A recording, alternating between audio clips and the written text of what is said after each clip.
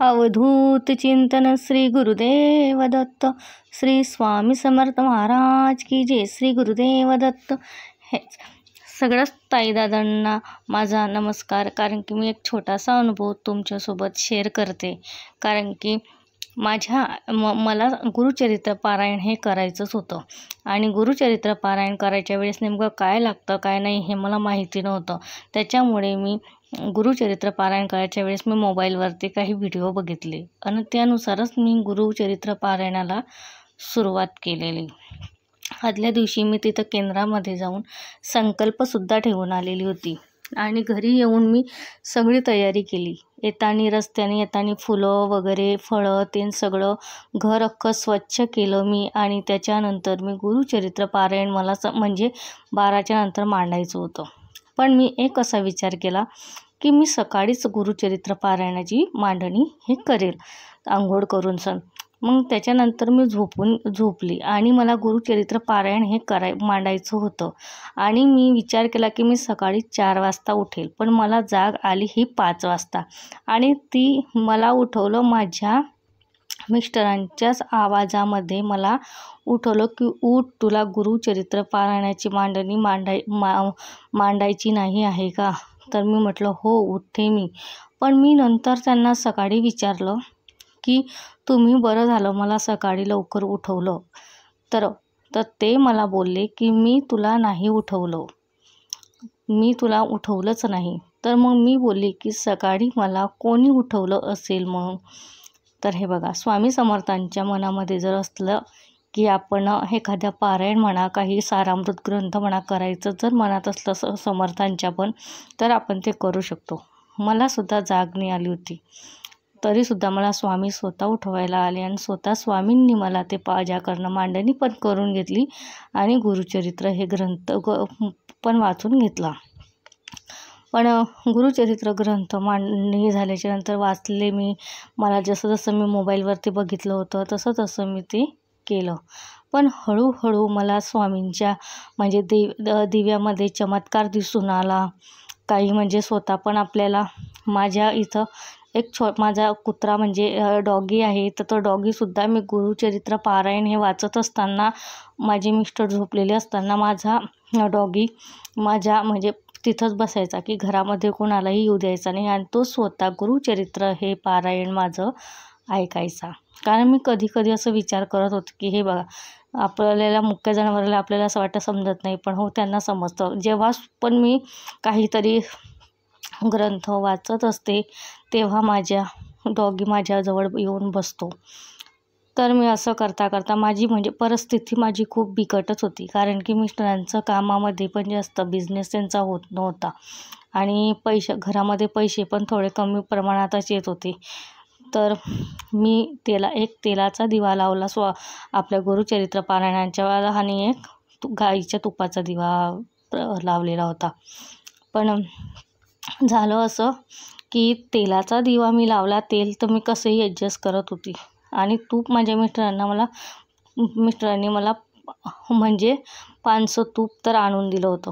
ते तूप मी म्हणजे वापरत होती बऱ्याच दिवस. तर मी ते तूप माझंवालं चाललं. स्वामी समर्थ महाराजांना मी एकच सांगायचे की स्वामी माझ्याजवळ आहे तसं तुम्ही ते हे करा. कारण की माझ्याजवळ तुमची जेवढं करायची आहे तेवढं तर मी करणार आहे, पण काय करणार आहे परिस्थितीपुढे सुद्धा मी कधी हारून जाते. तर मग मी माझे दररोज पारायण वाचायची, करायची, स्वामी समर्थांचं माळा करायची, गणपती अथर्वशीर्ष वाचायची. म्हणजे असं करून मी माझे पारायण पूर्णपणे केलं. आणि एक दिवस असं झालं की दत्त जयंतीचंच हे होतं. तर दत्त जयंती होती, तर माझ्याकडे तूप म्हणजे हे तेल होतं पण तूप नव्हती आणि मी दळण दळून घरी आली आणि त्याच्यातनं माझ्याकडे फक्त हे 40 रुपये उरलेले होते. 40 रुपये. तर मी सहजच स्वामींपुढे बसून अशी बोलली की स्वामी महाराज माझ्याजवळ आता फक्त 40च रुपये आहे. तर ह्या 40 रुपयामध्ये तुम्ही बघा आता तुम्हाला काय करायचं आहे, तेल आणायचं आहे का तूप आणायचं आहे हे तुम्ही तुमचं बघून घ्या. तर खरंच मी फक्त असं स्वामींपुढे मी म्हणजे अशी बसून नुसतं माझ्याकडे 40 रुपये होते, मी ते स्वामींपुढे असं बोलली. मग त्याच्या दुसऱ्या दिवशी असं झालं की दत्त जयंतीच्या वेळेस ते 2 का काहीतरी असं आलेलं होतं. तर दत्त जयंती दुसऱ्या दिवशी होती. तर मग मी माझी पूजा करत होती, करत होती आणि माझं गुरुचरित्राचा अध्याय वगैरे ते रोज वाचते. अध्याय मी 14वा आणि 18वा ते माझं संध्याकाळची सेवा थोडी करत होती. मग माझ्या केळं आणायचे होते, फुलं आणायचे होते. मी माझ्या मिस्टरांना सांगितलं की केळं आणि फुलं तुम्ही येताना घेऊन ये जा. तर हो, माझं ते वाचून झालं. मग तेवढ्याचंच त्यांनी 4:30-5च्या दरम्यानमध्ये मला कॉल केले. म्हणजे वाचत असतानाच त्यांचा मला कॉल आला. तर ते मला असं बोलले की तू इकडे मामाच्या घराकडे इकडे येऊन जा. तर मला वाटलं हो. तर मग मी त्यांना विचारलं, म्हटलं का? तर ते म्हणे तुझी केळं आणि फुलं मी आणलेले. मग मी ते केळं आणि फुलं घ्यायला गेली. तर खरंच सांगते, मी खोटं नाही सांगणार. तर मला त्यांनी त्या दिवशी 35,000 रुपये म्हणजे त्यांचावाला गाड्यांचा धंदा झालेला होता 35,000चा. तर हे मी त्यांनासुद्धा सांगितलं, हे बघा म्हटलं, मी स्वामींपुढे मी काल नुसतं असं बोलले की स्वामी माझ्याजवळ फक्त 40च रुपये आणि तुम्ही बघा आता तुम्हाला ह्या 40 रुपयामध्ये नेमकं मी तेल आणू का तूप आणू का काय करू? आणि दुसऱ्या दिवशी होती दत्त जयंती. तर मी फक्त स्वामींना असंच बोलली. तर स्वामींनी म्हटलं बघा आपलंवालं एवढं काम केलं. मला एवढा आनंद झाला की एवढा केलेस, कारण की मग अक्षरशः माझ्या डोळ्यामधनं पाणी येत होतं. खरंच स्वामींची सेवा म्हणजे सेवा आहे.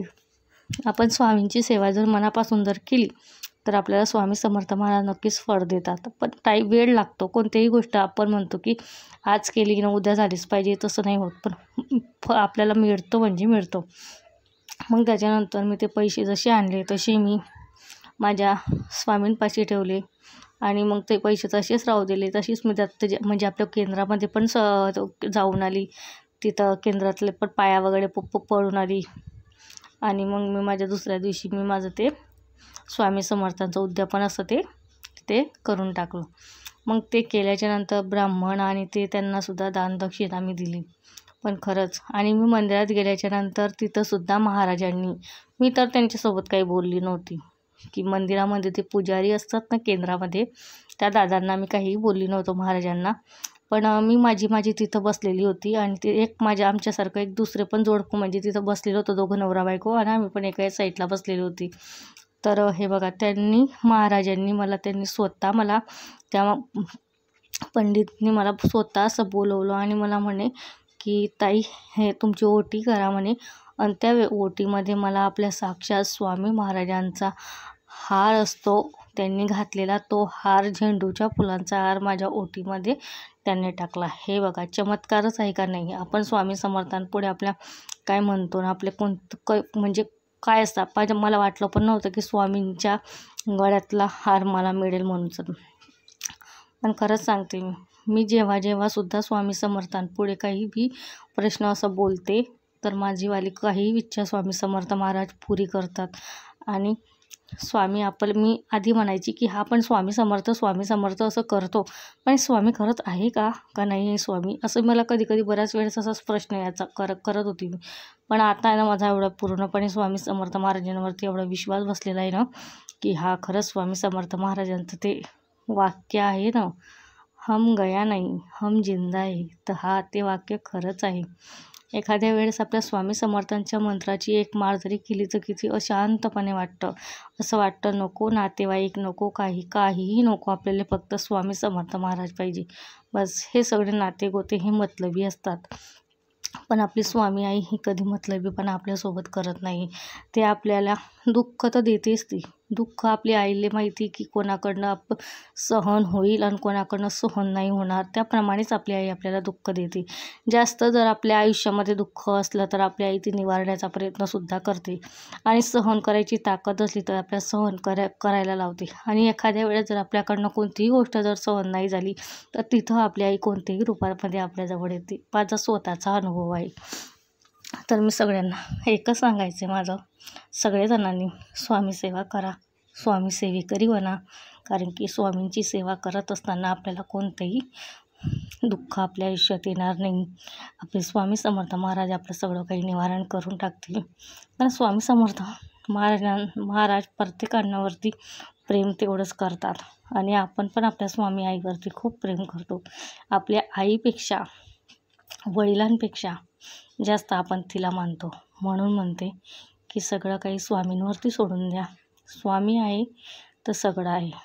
कारण की आपण कोणी तर बरेच लोक मला सुद्धा कधी नाव पाडतात की काय स्वामी समर्थ करत असते. पण मला माहिती ना, स्वामी समर्थांचं वेळ हे नशिबवान लोकांनाच लागतो. मी नशिबवान आहे की मी स्वामी सेवेमध्ये आलेली आहे आणि माझे स्वामी माझ्या घरामध्ये बसलेले. हे याच्यापेक्षा मला काही सुख नाही पाहिजे. किती वेळेस माझं आयुष्य, माझा संसारसुद्धा बुडण्याच्या म्हणजे कधी खूप राग येतो मनामध्ये. असं वाटतं की नाही असंच करायचं आपण. पण कधी स्वामी महाराज स्वतः ते सुरळीत सगळं काही करून घेतात. मग कोण म्हणतं स्वामी समर्थ महाराज नाही आहेच ना. तर बघा, ज्यांना कोणाला माझा अनुभव ऐकला की त्यांना श्री स्वामी